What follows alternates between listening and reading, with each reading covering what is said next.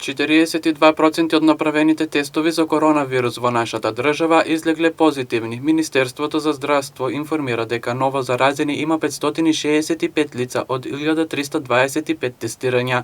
Во последните 24 часа починале уште 21 лице, од кои најмладиот бил на 45 години, а оздравеле 154 пациенти. Вкупната бројка на ковид диагностицирани во Македонија од почетокот на епидемијата изнесува 32.997, бројката на оздравени 21.244, а починати 1025, додека бројот на активни случаи е 10.728.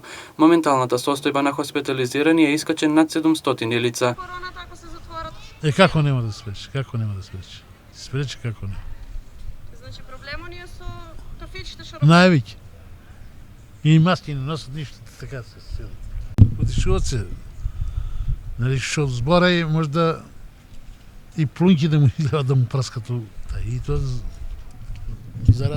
тоа е заразно, заразливо. Заразна работа е тоа.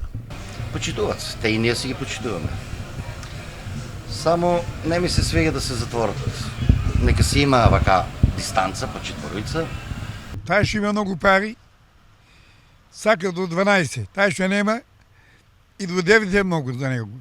Со 50 денара кој излева у кафич, со 50 денара доставим до 9. Не е правилно, бар до 11 сата рабени. Комисијата за заразни болести и Министерството за здравство дадоа предлог мерка за промена на работното време кај угостителските објекти, кои досега беше до 23 часот да се намали до 21.